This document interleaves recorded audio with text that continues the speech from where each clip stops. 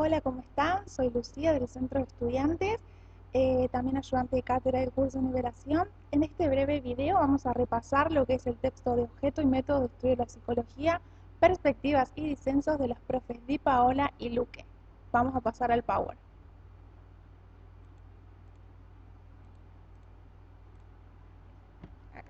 Bueno, como deben saber, este texto forma parte de la unidad número 4, ¿sí? Para preparándonos para el segundo parcial de psico. El texto va a hacer alusión, digamos, mucho a la palabra de los disensos, ¿sí? A los no acuerdos, digamos, que hay dentro de la disciplina de la psicología, en tratar de explicar, digamos, de qué estudia la psicología y que tampoco hay acuerdos respecto al método en que debe usarse para poder estudiar la psicología. ¿Esto qué quiere decir? Que se habla, digamos, a través de estos disensos, de estos desacuerdos, nos ha llevado, digamos, a hablar de una crisis permanente dentro de la psicología que puede ser analizada entre la tensión, entre la pugna, ¿sí? Entre dos grandes concepciones, que son la concepción objetivista y la concepción subjetivista.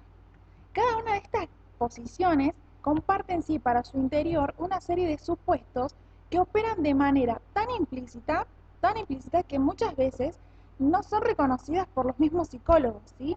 Estos son elementos tácitos que no pueden ser experimentados, que tampoco pueden ser demostrados como verdaderos o como falsos, y simplemente funcionan como modelos de base, ¿sí? Compartidos por un grupo de profesionales o de investigadores.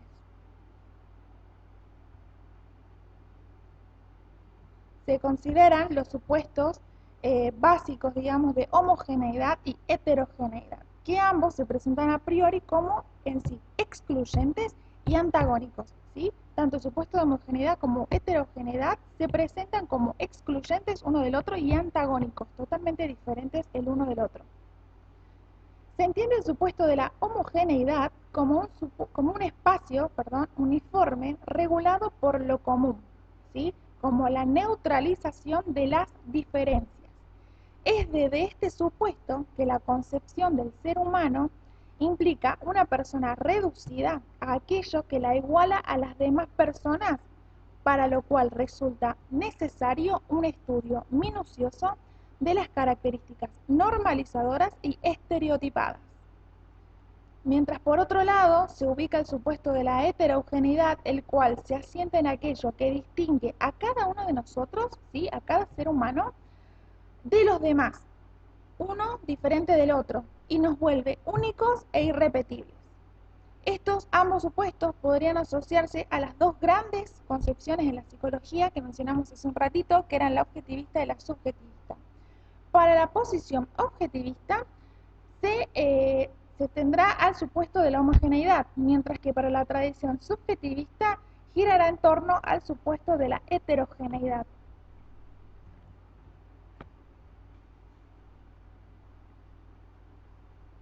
Dentro del objeto de estudio de la psicología es posible, ¿sí? Diferenciar al menos dos posiciones. Una, que es el objeto de estudio natural, y por otro lado el objeto de estudio como una construcción conceptual. Desde la concepción objetivista, ¿sí? Se considera que solo puede ser estudiado todo aquel objeto o fenómeno que pertenezca al mundo natural, que sea empírico, ¿sí? O sea que solo puede estudiarse aquello que pertenece al mundo natural y aquello que es empírico. Es decir, que es capaz de ser captado mediante la experiencia sensible, ¿sí? Mediante los sentidos internos y externos. Estas propiedades sensibles de un objeto de estudio serían importantes, digamos, ¿por qué? Porque permiten su medición y cuantificación, ¿sí? Algo que se puede medir y se puede cuantificar. Ahora, si el objeto de estudio pertenece al mundo de lo natural, de la naturaleza, entonces es posible atribuirle la condición de homogeneidad y de regularidad. ¿Esto qué quiere decir? Que en la homogeneidad, en tanto, ese objeto será igual a otros objetos naturales, ¿sí? Y la regularidad, en tanto, constancia de una determinada unidad o fenómeno que se repite puntualmente. ¿Qué quiere decir? Que se presenta o sucede siempre, siempre, siempre de la misma manera. Que se va a presentar siempre de la misma manera, ¿sí? Y que homogeneidad, en tanto ese objeto es igual a otros, regularidad que se va a presentar siempre de la misma manera.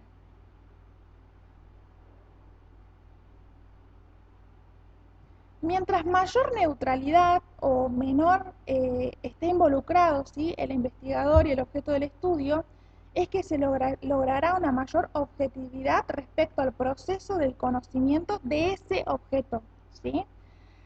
Si bien la mente no resulta un objeto de estudio empírico, ¿sí?, la mente misma tiene ciertos atributos que se presentan en comportamientos humanos observables.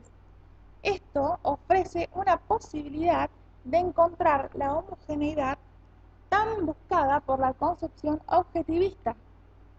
Es sobre esto mismo que sentaron las bases y grandes movimientos teóricos fundacionales de la psicología objetivista, como son la psicometría y la psicología fisiológica, ¿sí? Todo aquello que se puede medir, lo que es cuantificable, ¿sí?, medición de los atributos mentales, entre muchas otras cosas más. Sin embargo, ¿sí?, a este objeto de estudio natural se le atribuyen algunas críticas, ¿sí?, las cuales son que se le cuestiona que reduce a las personas a características naturales ligadas meramente a un cuerpo biológico, ¿sí?, preocupándose en exceso por aquello que las asemeja o iguala a otras personas. Es decir, que pierde de vista aquello que las diferencia, aquello que las hace únicas y las vuelve a todas sujetos singulares. Por otro lado, está el objeto de estudio como construcción conceptual, ¿sí?, que es una concepción que se propugnó el carácter de heterogéneo o particular del objeto de estudio. Esto hizo suponer que reconoce las características propias e irreductibles de un objeto concreto de todas las ciencias sociales, es decir, el hombre en su carácter histórico y cultural. En el objeto de estudio, como construcción conceptual, se pone al objeto de estudio como una conceptualización, como una construcción del sentido humano. Y es lo que le da el sentido a un concepto en el discurso o en el lenguaje del cual se parte. Es el cual a su vez es permeable a la historia, a la cultura, ¿sí?, del propio ser humano.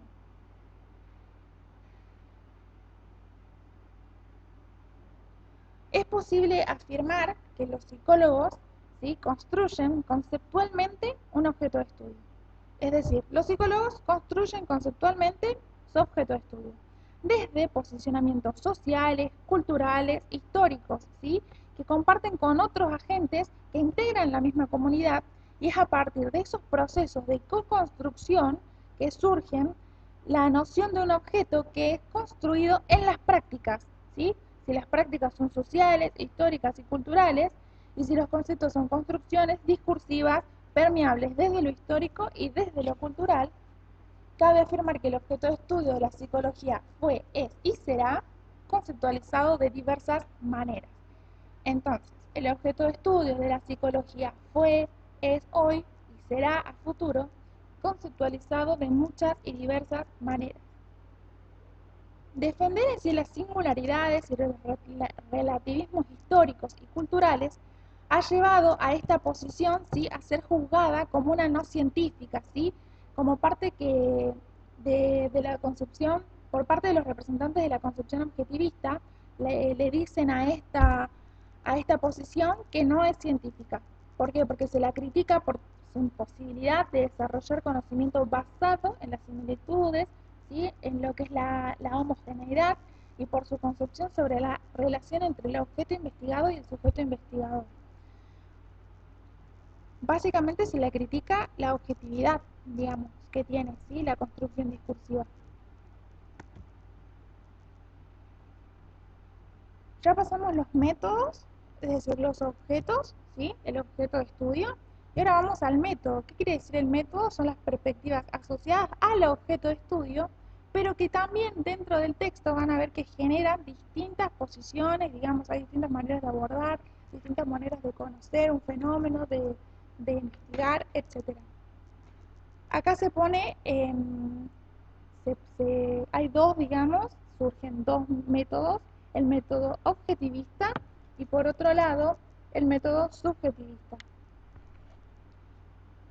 El método objetivista, particularmente este, ¿sí? Surge en sí tras el auge de la investigación científica que está aplicada a las ciencias naturales y en plena vigencia durante el positivismo, ¿sí?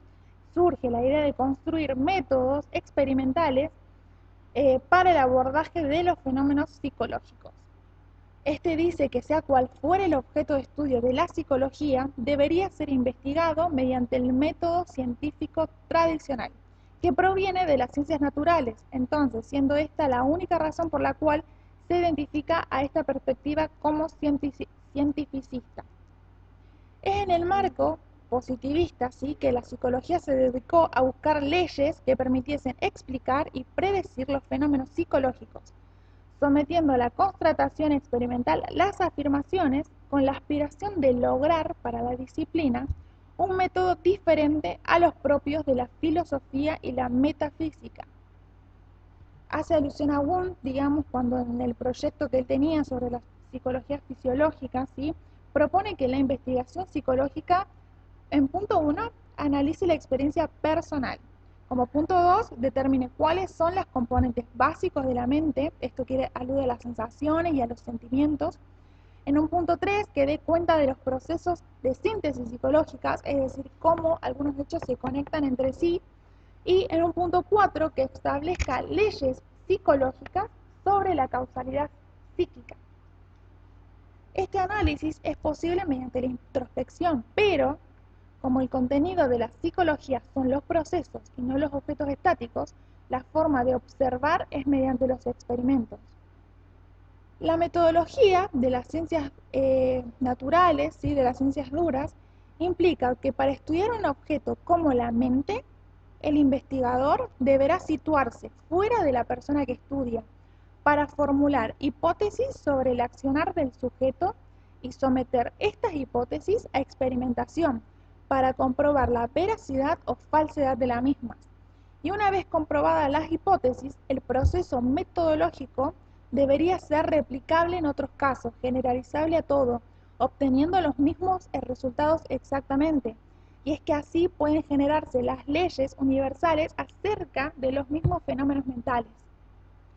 Es a partir de la descripción de algunos hechos ocurridos en un momento dado y de las leyes naturales que los rigen, por medio de la inferencia lógica, que se puede derivar cualquier otro hecho pasado o futuro.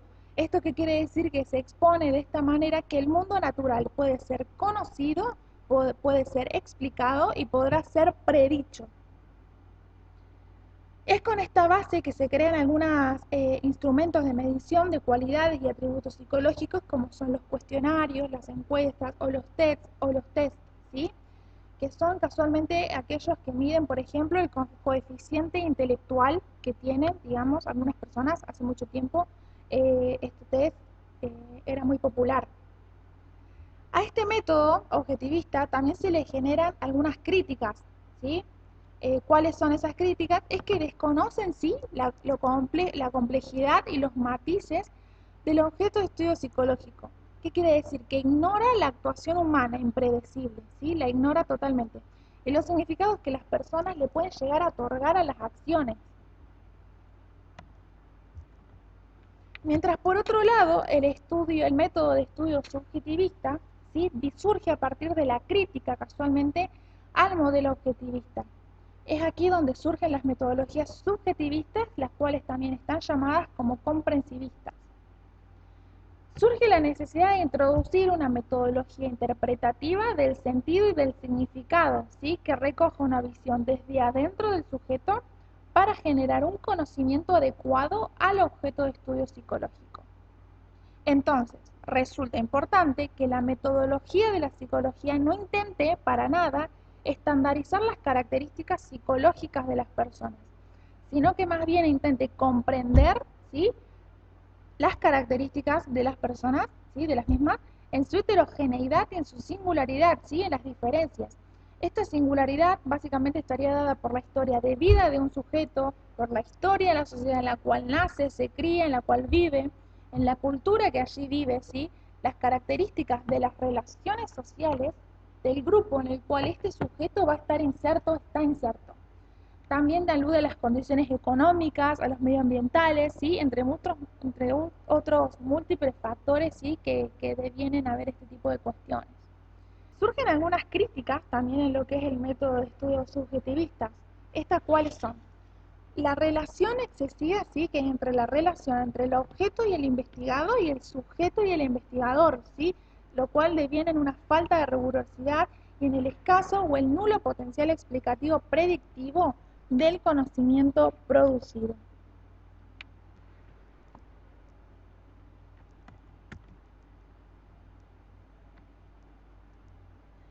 Existe, como estuvimos viendo durante todo el texto, ¿sí? Una suposición implícita común a ambas concepciones, la objetivista y la subjetivista, a saber que en sí todo psicólogo pertenece o bien o a una posición o a otra posición. Y esto alude a que claramente nos conduce a la dificultad de poder incorporar constructivamente las críticas de la otra concepción. Y que es por esto que nos obstruye la posibilidad de alcanzar la unificación. Mientras que por un lado, la cultura objetivista debiera aceptar, ¿sí? La existencia de un sentido, de un significado, como una dimensión ontológica constitutiva del objeto de estudio y como consecuencia metodológica de la interpretabilidad histórico-cultural.